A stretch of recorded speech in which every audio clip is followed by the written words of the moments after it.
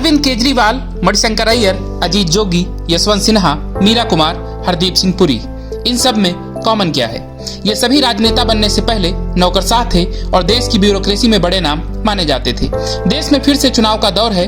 5 राज्यों के विधानसभा चुनाव चल रहे हैं और इनके परिणाम 3 दिसंबर को आने हैं। वहीं कुछ महीनों बाद लोकसभा चुनाव 2024 होने वाले हैं। जब भी चुनाव आते हैं, नौकरशाहों के कुछ ऐसे नाम सामने आते हैं जो अपनी नौकरी से इस्तीफा देकर राजनीति में शामिल हो जाते हैं। ये अधिकारी न सिर्फ राजनीति में शामिल होते हैं बल्कि मतदाताओं पर भी बड़ा प्रभाव डालते हैं।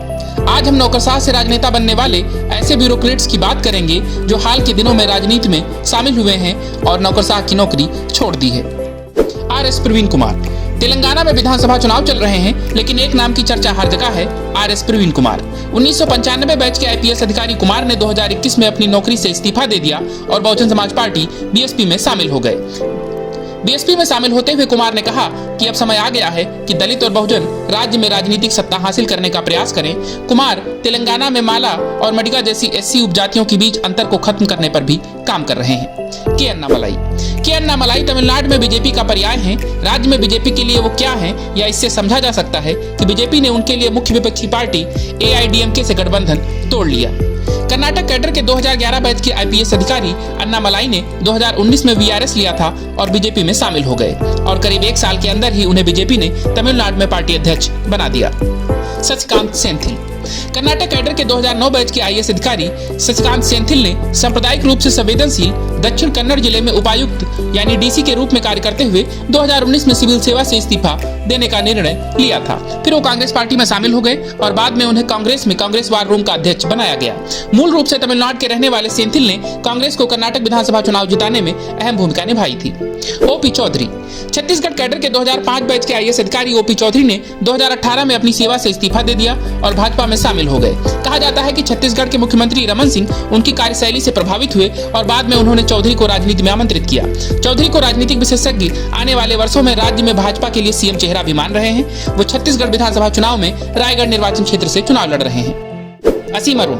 1994 बैच के आईपीएस अधिकारी और कानपुर नगर के पूर्व पुलिस आयुक्त असीम अरुण उत्तर प्रदेश के मंत्रिपरिषद में जगह पाने वाले पहले आईपीएस अधिकारी हैं।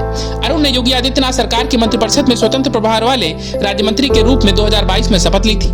असीम ने जनवरी 2022 में अपनी सेवा से इस्तीफा देते हुए वीआरएस ले लिया था। फिर वो भाजपा में शामिल हो गए और हाई प्रोफाइल कन्नौज सदर सीट से विधायक बने। शाह फैजल।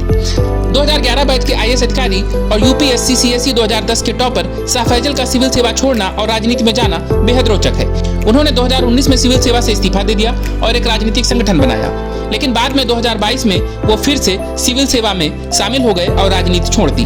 कार्मिक और प्रशिक्षण विभाग डीओपीटी ने अगस्त 2022 में फैजल को बहाल कर दिया और उन्हें केंद्रीय पर्यटन मंत्रालय में उप सचिव के पद पर तैनात किया। राजेश्वर सिंह।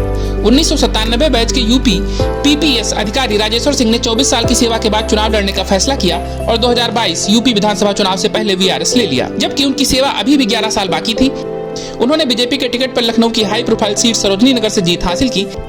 इनकाउंटर स्पेशलिस्ट के नाम से मशहूर राजेश्वर सिंह प्रवर्तन निदेशालय ईडी में प्रतिनियुक्ति पर गए तो उन्होंने 2G घोटाला और कोयला ब्लॉक आवंटन जैसे बड़े घोटालों का पर्दाफाश किया। निशा बांगरे 2016 बैच की मध्य प्रदेश पीसीएस अधिकारी हैं। एमपी विधानसभा चुनाव में कांग्रेस के टिकट पर उनके चुनाव लड़ने को लेकर खूब अटकलबाजियां लगाई गईं। हालांकि उन्हें टिकट नहीं मिला, लेकिन निशा राजनीतिक रूप से एक्टिव हैं। उन्होंने साल 2016 में एमपी में डीएसपी का पदभार संभाला। इसके बाद 2017 में उनका चयन डिप्टी कलेक्टर के पद पर हुआ था। अपने पद से इस्तीफा देने के बाद से वो खबरों में बनी हुई हैं, क्योंकि उनका इस्तीफा स्वीकार नहीं किया जा रहा था। इस्तीफा देने से पहले निशा बांगरे छतरपुर जिले के लोकुश नगर में एसडीएम थी। उन्होंने आरोप लगाया कि एमपी सरकार ने उन्हें जरूरत के वक्त छुट्टियां नहीं दी। हालांकि कोर्ट के हस्तक्षेप के बाद अब सरकार ने उनका इस्तीफा स्वीकार कर लिया है। Bureau reports, Indian masterminds.